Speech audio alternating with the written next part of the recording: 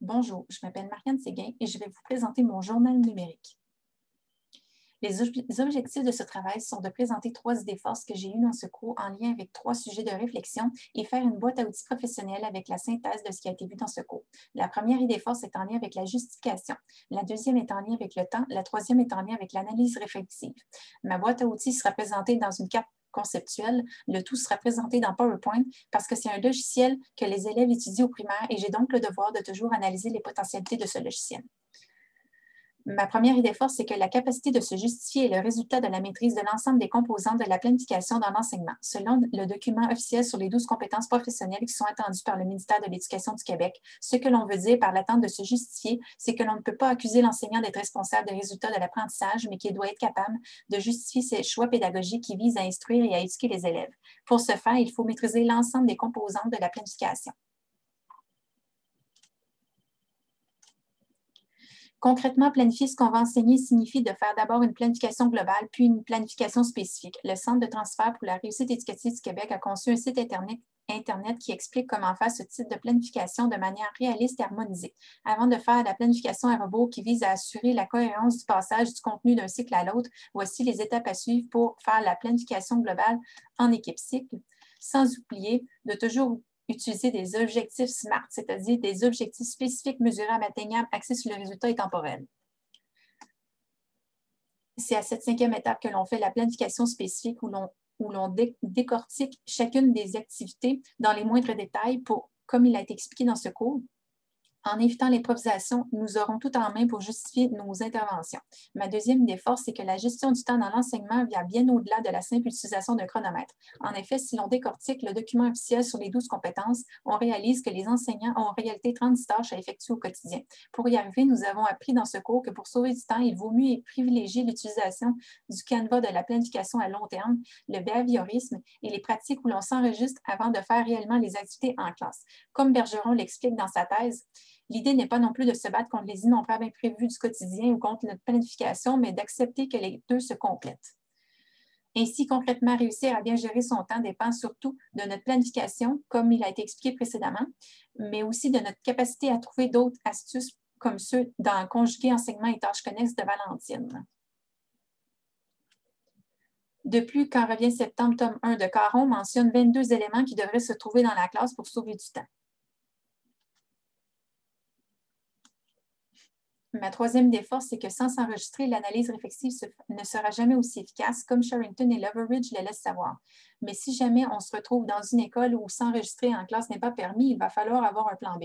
Pour y arriver, il faut être capable de comprendre le développement de l'enfant, décoder le non-verbal des élèves, gérer les imprévus et détecter le pouls du groupe. D'abord, il faut savoir que de nombreux facteurs de risque rendent les élèves vulnérables aux difficultés d'apprentissage, comme le mentionne l'enquête québécoise sur le parcours préscolaire des enfants de la maternelle 2017 du gouvernement du Québec. Selon le développement de compétences à l'école primaire au regard de la théorie de l'enquête de Dewey, de Pépin, une compétence ne peut se développer véritablement sans expérience qui nécessite l'utilisation de compétences pour réussir à aller au bout de l'expérience, c'est-à-dire d'un projet. Autrement dit, pour que l'enfant réussisse à développer ses compétences lors de son parcours scolaire, il faut suivre les 5 principes de la théorie constructiviste de Dewey.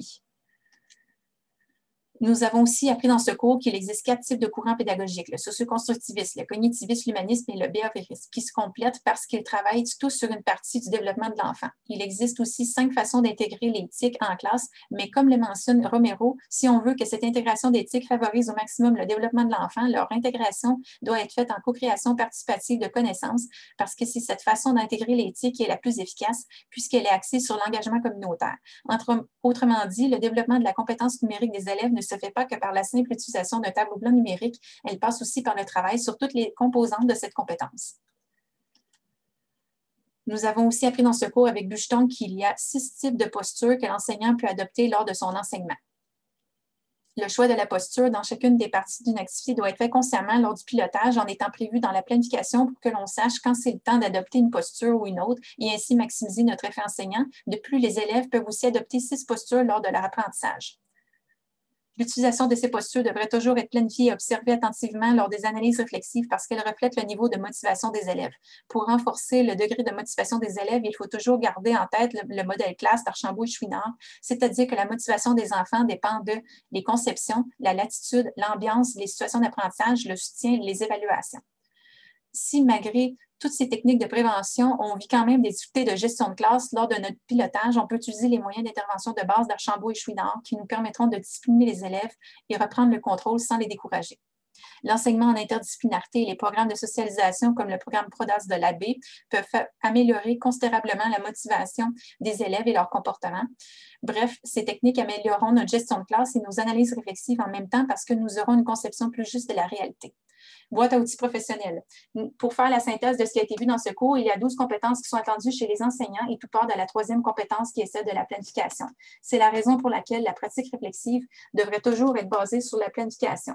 La pratique réflexive, c'est la capacité de réfléchir à ce que l'on fait dans le but de tirer les conclusions et d'assurer notre développement professionnel. C'est aussi la compétence 11 qui est attendue chez les enseignants par le ministère. La pratique réflexive est en lien avec 4 dimensions de la planification auxquelles il faut réfléchir. La dimension technique qui correspond à la réflexion, c'est-à-dire à la façon que l'on peut s'y prendre pour améliorer son enseignement et la façon que l'on peut changer, que l'on peut combler les lacunes de nos connaissances. Autrement dit, la dimension technique correspond au concept de compétence parce qu'on fait référence à l'amélioration des compétences de l'enseignant et les compétences de l'enseignant sont en lien avec le développement des compétences des élèves. La dimension affective correspond aux émotions, c'est-à-dire à la façon de gérer ses émotions. Autrement dit, la dimension affective correspond à la gestion de classe, c'est-à-dire à la compétence 6 qui est attendue chez les enseignants par le ministère, qui, elle, est en lien avec l'utilisation de pratiques pédagogiques efficaces. Lorsqu'on utilise un système d'émulation des histoires, des gestes, le théâtre, les jeux de rôle. On utilise des pratiques pédagogiques qui sont reconnues comme étant efficaces et qui améliorent la gestion de notre classe. Lorsqu'on fait l'observation des pratiques que l'enseignant peut adopter avec les différentes postures que l'enseignant et les élèves peuvent adopter, on améliore aussi notre gestion de classe parce qu'on prend conscience de ce que chacun fait à chaque instant et cela va renforcer la motivation et l'engagement des élèves.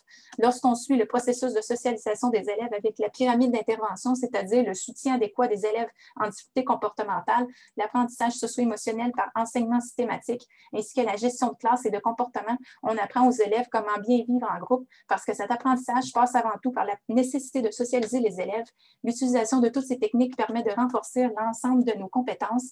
La dimension politique correspond au programme, c'est-à-dire à la façon que l'on gère les prescriptions et à la façon de réagir face aux exigences que l'on trouve peu pertinentes. Autrement dit, la dimension politique correspond à l'évaluation des apprentissages, c'est-à-dire à la compétence 5 qui est attendue chez l'enseignant par le ministère, qui, elle, est en lien avec la rétroaction, qui, elle, est en lien avec l'utilisation des pratiques pédagogiques efficaces, parce que lorsque l'enseignant utilise les différentes postures, qu'il observe l'utilisation des postures des élèves et qu'il socialise les élèves, il offre de la rétroaction d'une façon ou d'une autre parce que ces postures exigent toutes l'offre de la rétroaction pour être bien suivie.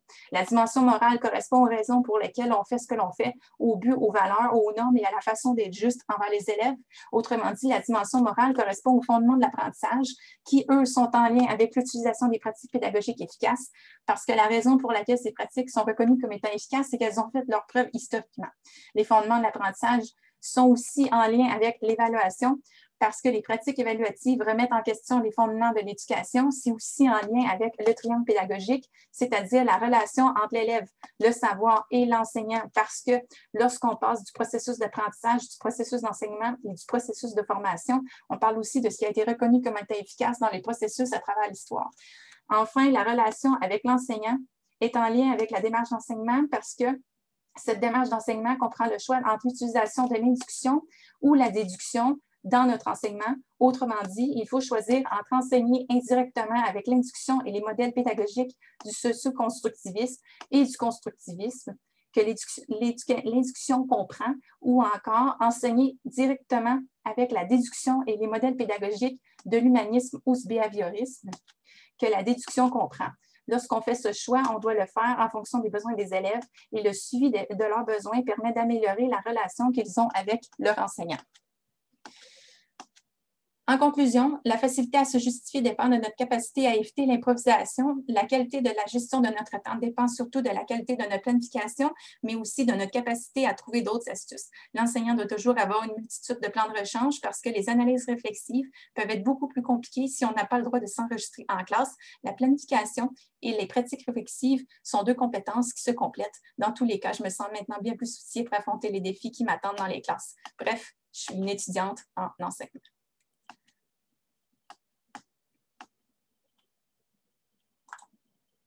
Et voilà.